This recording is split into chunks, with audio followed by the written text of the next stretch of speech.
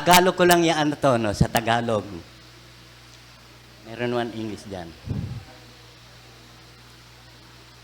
Ngayon, ang sabi rito, ang salita ng Deuteronomio ay ang naturang salita mismo ay nangangahulugang mayroon siyang dalawang batas. Ang Deuteronomio. At ang Diyos ay ang isa sa mga yon ay ang paglabag sa salita at namatay. Yun ang una niyang batas. At ang isa naman ay ang pagsunod sa salita ay mabuhay. Yun ang dalawang batas niya. Ito'y kapwa ganap na naipapakita ang mga yun sa atin dito sa kasulatan. Kamatayan ang isa sa mga yun. At ang isa naman ay buhay. Nakita nyo? Ang buhay at ang kamatayan ay nakikipag-ugnayan lamang ang Diyos sa buhay. Doon lang siya nakikipag-ugnay. Ngunit si Satanas ay sa kamatayan lamang. Lalo na yung mga walang pananampalataya. Doon lang siya nakikipag-ugnayan. At ito ay naipakita na sa sanlibutan ng hayagan at lantaran sa harap ng bawat mata at wala tayong maidadahilan. Ang isa sa mga yon ay ipinakita doon sa bundok ng Sinai. Tama ba? Nung ibinigay ang kautusan kay Moises at humatol sa buong lahi ng tao tungo sa kamatayan. Tama ba? Yan ang nangyayari, lalo na yung 10 utos. Unang-una, huwag kang sasamba sa Diyos-Diyosan. Yun ang humatol sa bawat tao. Kaya sa halip na, wala talagang makakasunod sa 10 utos. May makakasunod ba? Wala, di ba? Kaya, namatay lang, no? Spiritual yung kaluluwa. Kasi wala naman, lalo lang nilang sinasuway yung utos ng Diyos eh. Diyos, yung sasamba ka sa Diyos-Diyosan, lalo mo lang nilalabag ang kautosan ng Diyos. Doon lang 10 utos yun. Isa lang ang inano ko, yung Diyos-Diyosan lang, no? Yun ang binigay. Kaya sa panahon ni Moses ay maraming napahamak sa panahon na yun. Kaya lahat sila ay namatay, no? Ngayon, ang isa naman ay ibinigay sa bundok ng Kalbaryo na nagdala ng buhay sa buong lahi ng tao. Nakita nyo? Noong binayaran ni Jesus Kristo ang kaparusahan, nakita nyo na? Binayaran niya. Kaya yun ang dahilan na ang Diyos ay Espiritu at nagkatawan tao. Bumaba siya sa first coming niya upang tubusin yung nalugmok at pati nga tayo ay nadamay. Bakit tayo nadamay? Di ba? Saan ba nagmula ang pagkakasala? Alam natin yon kung saan nanggaling. Dahil sinuway ng dalawang nilikha niya, nasakdal sana, nasira. Hindi sila sumunod. Ano ba yon? Kaya pati tayo nadamay sa pamamagitan ng adultery fornication. Napasama tayo. Pero dumating sa atin, ang kabayaran ay pinatawad naman tayo. Ipinanumbalik tayo. Kaya kung tayo ay makasanlibutan at bumalik sa Kanya, dahil binayaran naman tayo, repent and be baptized. Di ba? In the name of Jesus Christ. Kaya binayaran din niya, no? Kaya hindi tayo nahirapan, hindi tayo naghirap, kundi ang Diyos ang naghirap dahil sa biyaya tayo naligtas. No? Kaya natupad ang 2 batas ng Deuteronomio. Ito'y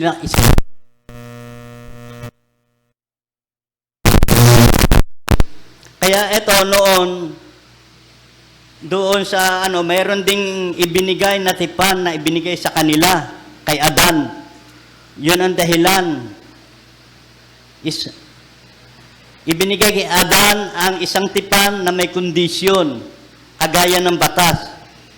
Kung hindi mo ito hihipuin, kung ganon, mabubuhay ka. Subalit, kung hihipuin mo ito, ikaw ay mamamatay.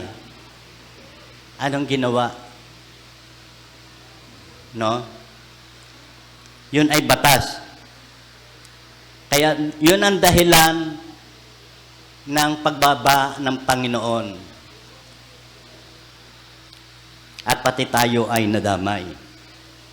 Kasi dapat sana, ang aanin sana ng Panginoon, darating tayo rito by spoken word, express lang, salita lang ng Diyos. Pero hindi nangyari.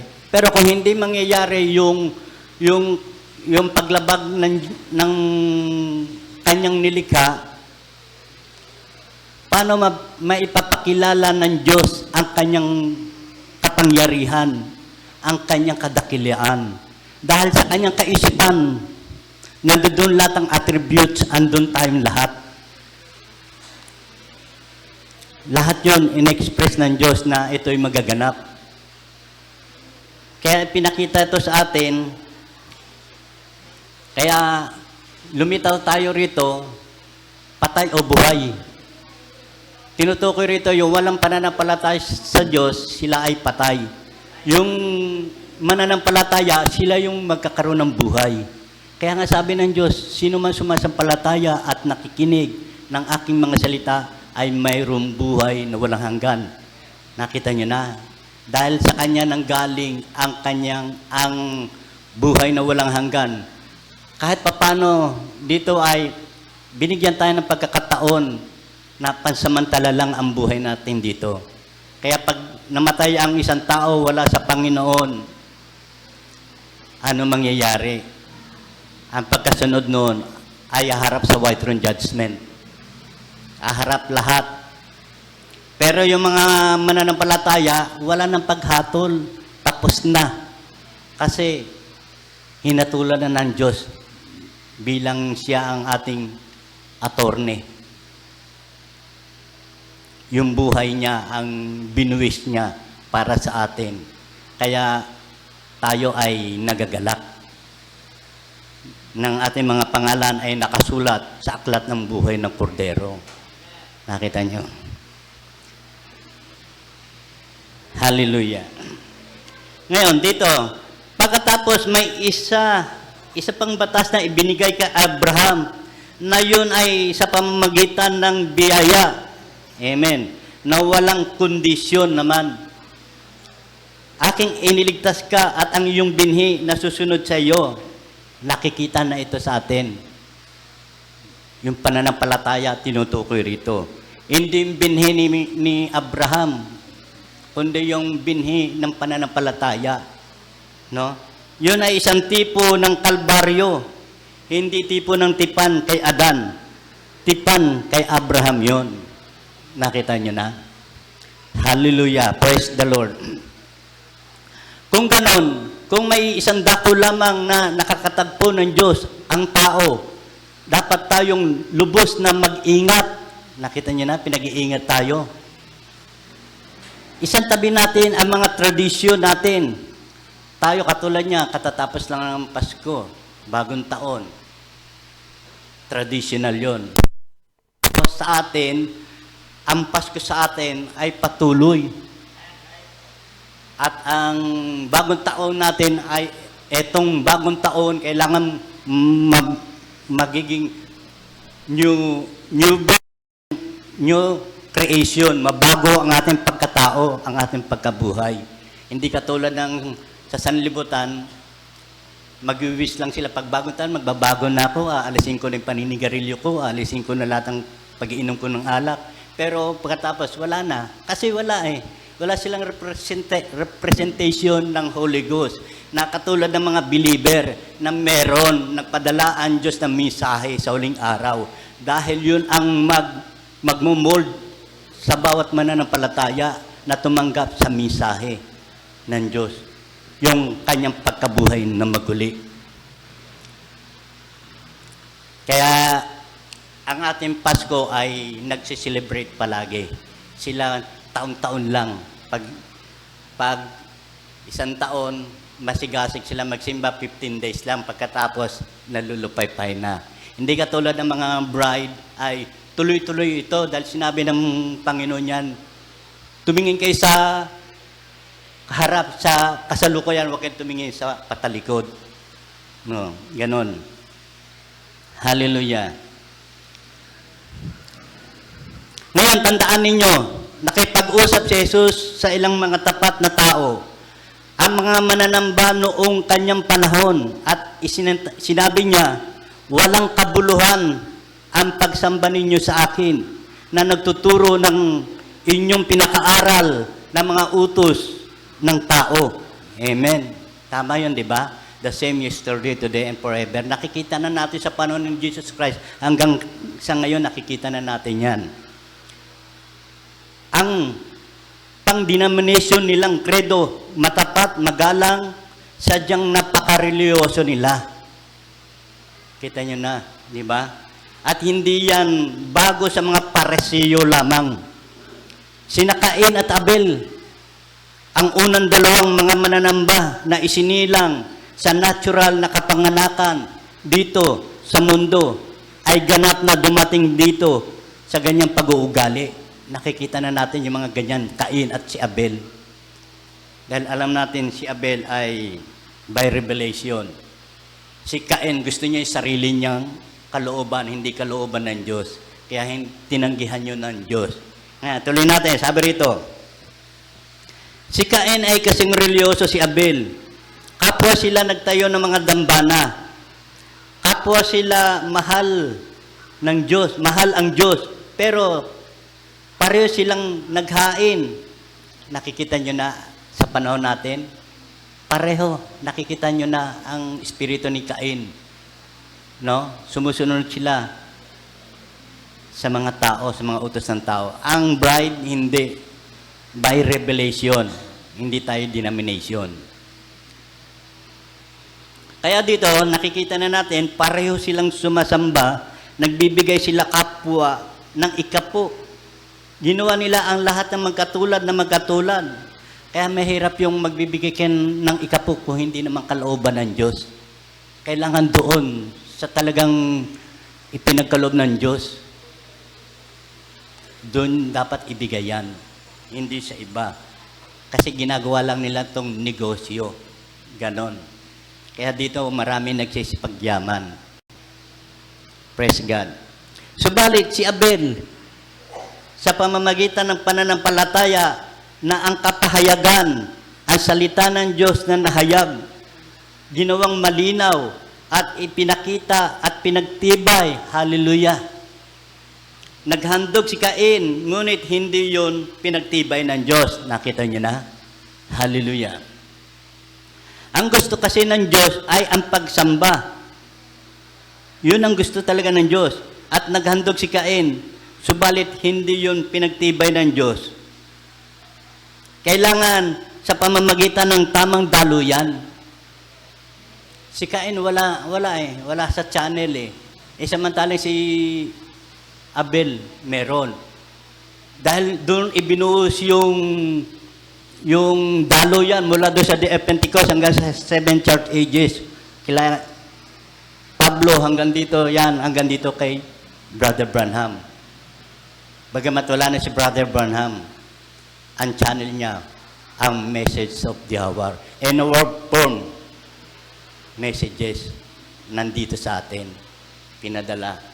Kailangan natin itong panghawakan.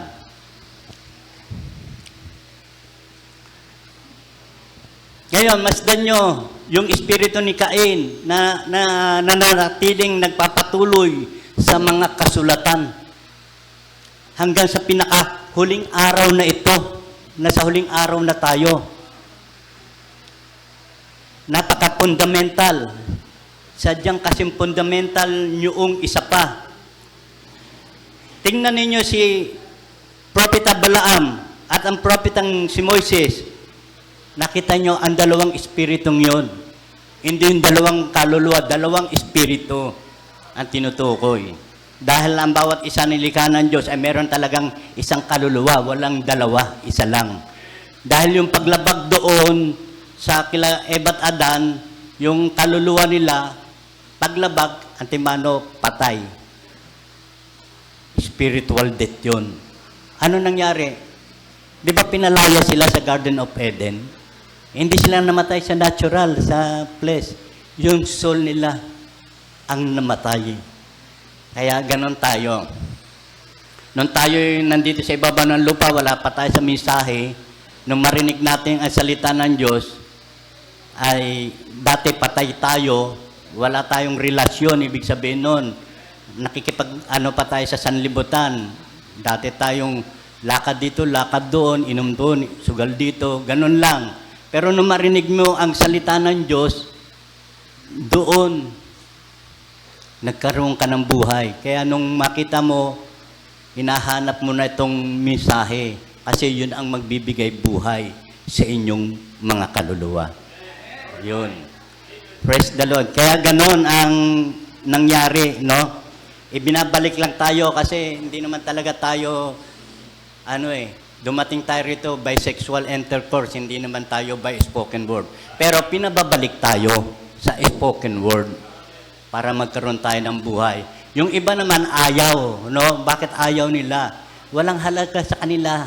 Ang alam lang nila, ang mahalaga sa kanila, yung buhay sa sanlibutan, na pasamantala lang. Yan ang ninanasa nila. Pero ang bride, hindi ganon. Ang inaasam niyan, ay pinaka-goal natin, ay ang eternal life. Alam natin yan, di ba? Yun, hindi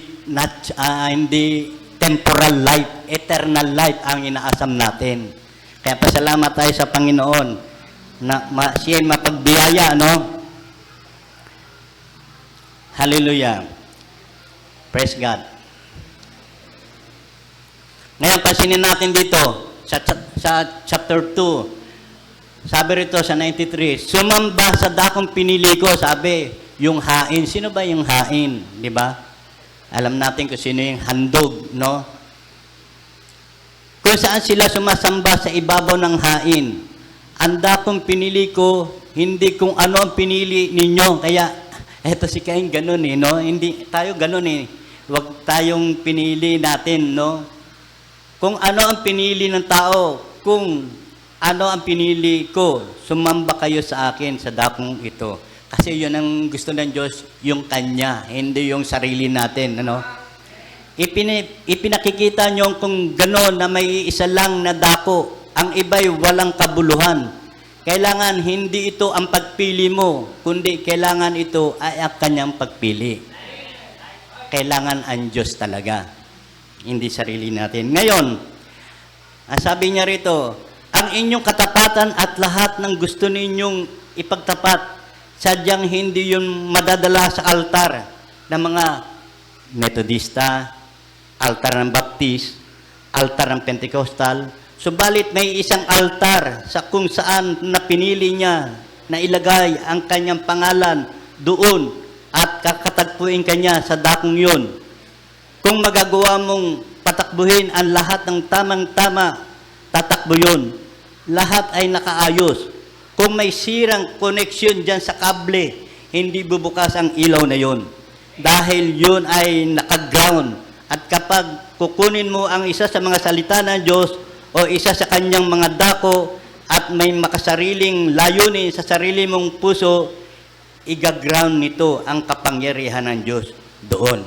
Yan ang ginagawa ng mga denomination. Kaya tayo, huwag tayong ganon, no? Mag-ground lang tayo. Kung ginagawa mo yon dahil sa gusto mong maging matalino, gusto mong maiba sa iba pa, yan ang ginagawa nila, no? O isang bagay doon, mismo yon ay nakaground na.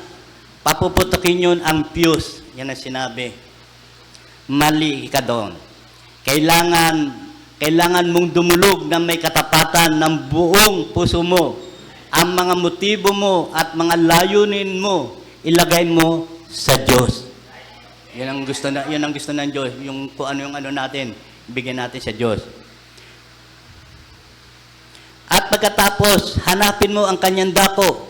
Hanapin kung saan niya sinabi at dalhin yun doon. Hallelujah.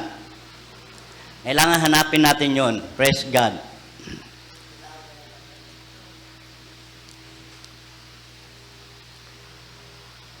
Dito, sabi rito, nasaan ang pinto ang daang yon? Kaya hanapin natin yun, nasaan? Sa John chapter 10, page 185. Hanapin nyo. Nilagpasan ko na lang iba para, no? Nilagpasan, mahaba to kasi ahaba, kaya nilagpasan ko lang na para matumbok lang natin. Ang sabi niya sa John chapter 10, sinabi ni Jesus, ako ang pinto ang daan. Tama ba yon? Sa John, sinabi niya, 185, makikita niyo doon. Ang pintuan. Ako ang pinto sa bahay ng Diyos. Ako ang pintuan ng kulungan ng mga tupa. Nakita niyo na? Hindi kulungan ng mga kambing. Dahil ang mga kambing, kapag inano mo yan, hinila mo rito sa misahe, susuwagin ka nun.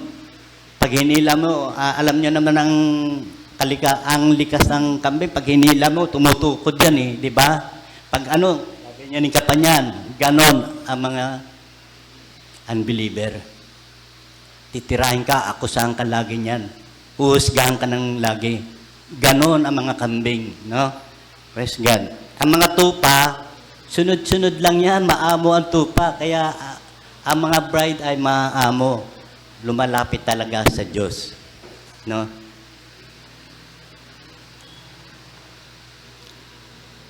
Ang sabi niya, ako ang pintuan ng kulungan ng mga tupa.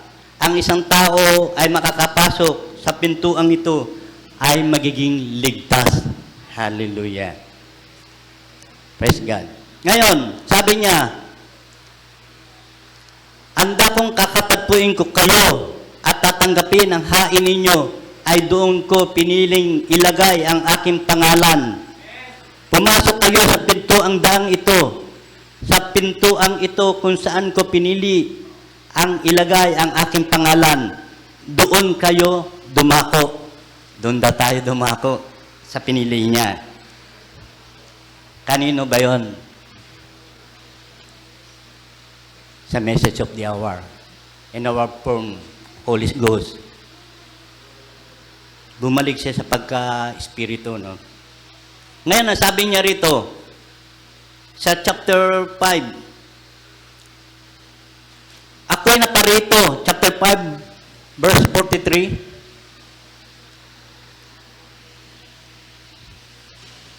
Sabi niya rito, ako'y naparito sa pangalan ng aking ama at hindi ninyo ako tinanggap. Kung ganon, inilagay ng ama ang kanyang sariling pangalan na Jesus. Si Jesus pala yun, ang tinutukoy sa anak. At siya ang daan, siya ang pintuan, siya ang bahay, siya ay kung saan pinili ng Diyos na ilagay ang kanyang pangalan. Nakita nyo?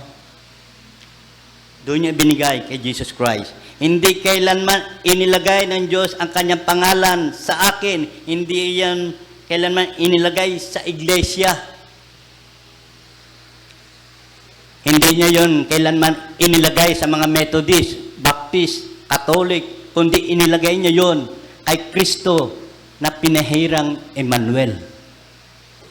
Sa kanya ay binigay. At yung pangalan ay nasa salita dahil siya ang salita. Tama ba? Ano siya kung ganon? Ang salitang ipinaliwanag ay ang kapahayagan ng pangalan ng Diyos. Amen? Hindi ipinahayag sa iyo ito ng laman at dugo. Ibig sabihin, hindi kung sinong tao o seminaryo o Bible school na sinabi sa iyo, kundi ang aking amang nasa langit ang nagpahayag nito sa iyo.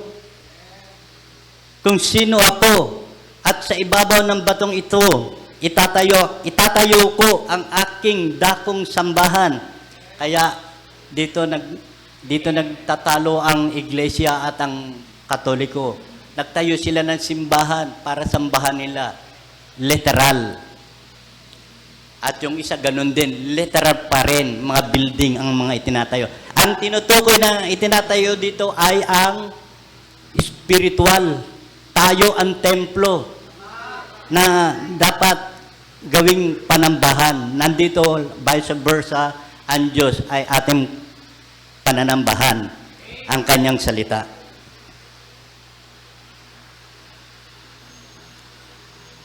Kaya ang sabi rito, at ang mga hadis, ang mga pintuan ng hadis ay hindi yun mayayanig o buhay na iglesia ng Diyos.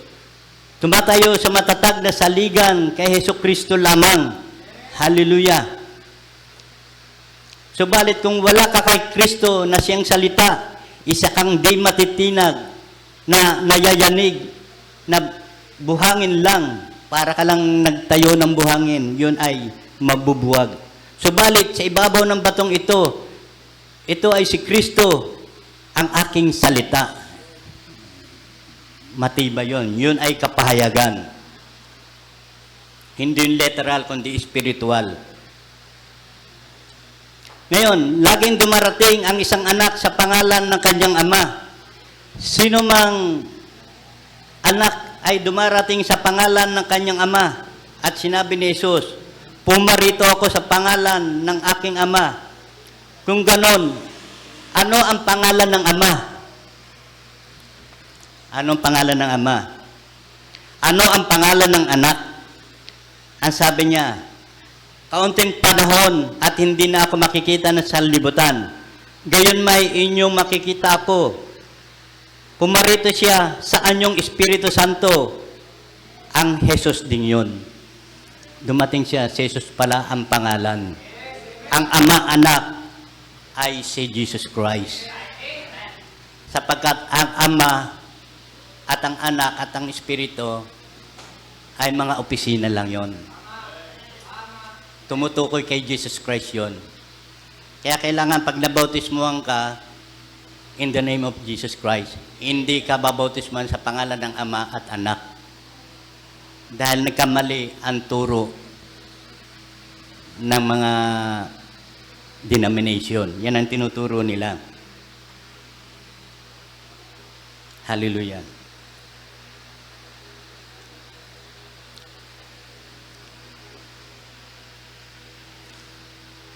Yun ang dahilan na sumasamba sila kay Jesus.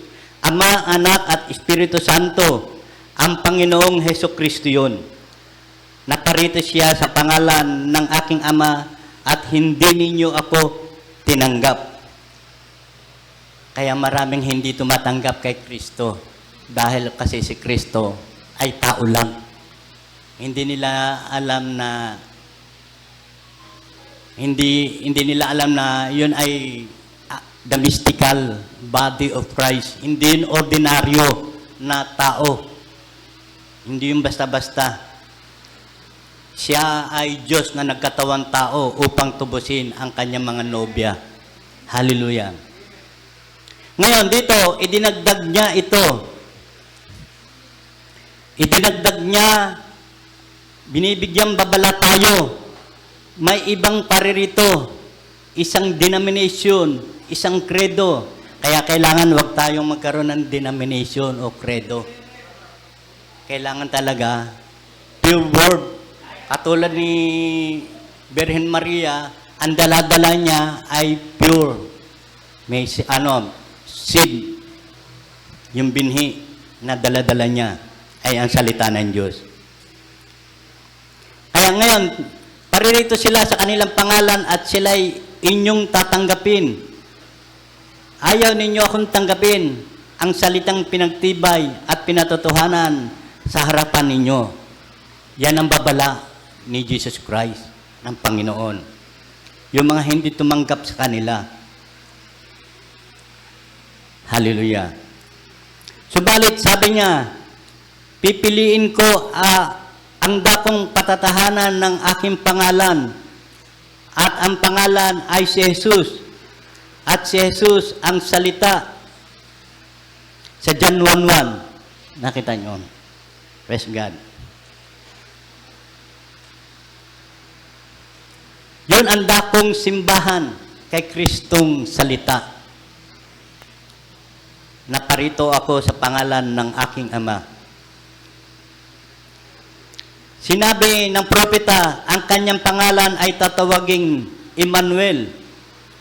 Sa Matthew chapter 1 verse 23, si Jesus, Jehovah, ang tagapagligtas. Hallelujah. Ngayon, ang ating tagapagligtas ay si Jesucristo. Ang tanong ay, paano tayo makakapasok sa Kanya? May tanong dito, ang prophet. Maaring kumurot ito ng kaunti, gaya ng pag-inom ng gamot. Kung hindi ito nakakasuka, walang mabuting magagawa ito sa inyo. Yan ang sabi. Praise God.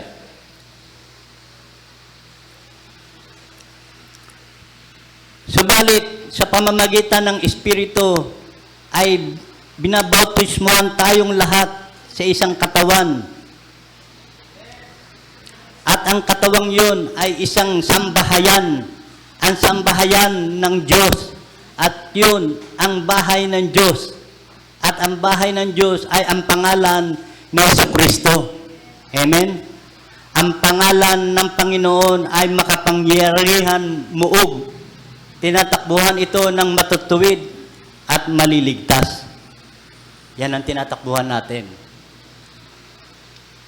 Ang sabi niya, pinili kong ilagay ang aking pangalan sa pintuan ng bahay ng aking sambahan.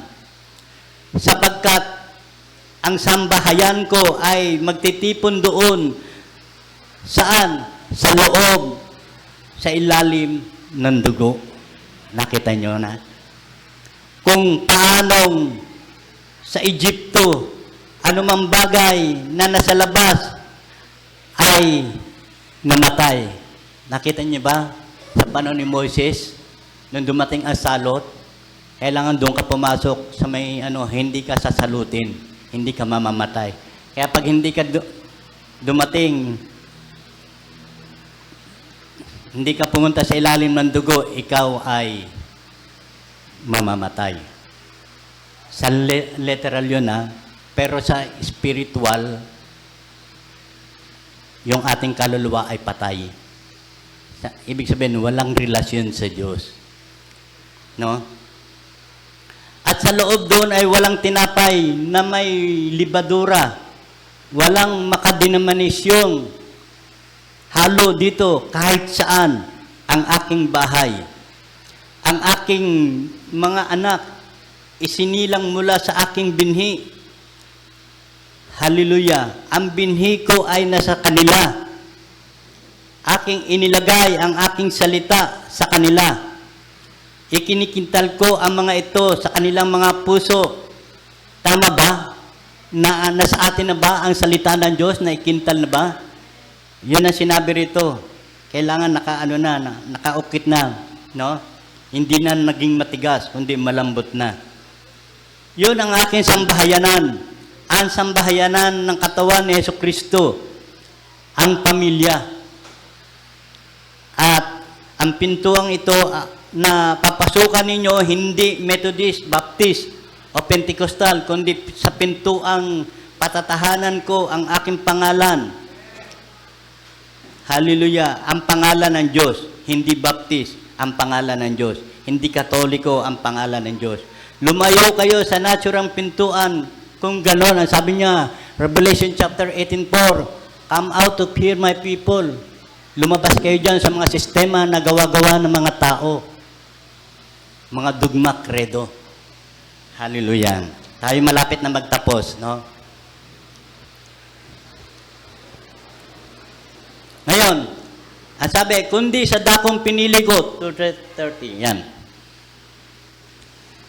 Patatahanan ng aking pangalan, wala nang ibang dako sa Biblia na ibinigay kung saan inilagay kailanman ng Diyos ang kanyang pangalan. Hallelujah. Kundi kay Jesucristo lamang. Pagkat siya ang anak ng Diyos na nagdadala sa pangalan ng Diyos at sa pantaong ngalan ng Diyos at walang ibang pangalan sa silong ng langit na ibinigay na sukat ninyong ikaligtas. Walang sinuman sa akin, sinumang mga Methodist, Baptist, Presbyterian, mga katikismo, o anumang ibigin ninyong gawin sa pamamagitan lamang ng pangalan ni Jesucristo. Hallelujah. Praise God. Konti na lang 2 minutes. Hallelujah. Kung saan ang bawat tuhod ay luluhod at bawat dila ay ipahayag yun. Siya bilang Panginoon, ganun ka makakapasok dito. Hallelujah. At kung sadyang nabautismuhan ka sa tubig ng tamang-tama at gayon may itinanggi ang salita, kung ganon magiging bastardo, illegitimate child. Ang pagkapanganak sa iyo ay hindi tama. Inaangkin mong sinasampalatayan mo siya, ganun pa man, at itinatanggi mo naman siya. Ngunit, tandaan, nasusulat din naman, walang sinumang tao makatatawag kay Jesucristo, yan ang sinabi, kundi sa pamamagitan lamang ng Espiritu Santo. Subalit siya ang banal na Espiritu mismo nagbibigay buhay sa salita, ang nagpapatunay nito sa pamamagitan ng pinagtitibay na ikaw ay anak ng Diyos. Yan ang kasulatan. Hallelujah. Praise God. Kaya hindi mo mababanggit si Jesus Christ pag wala kang Holy Ghost. Yun lamang meron, no? Tayo yung tumayo, praise God, hanggang dito na lang. Awitin muna natin yung yung message, and then stay with the message. Kasi may 1 minute pa, no?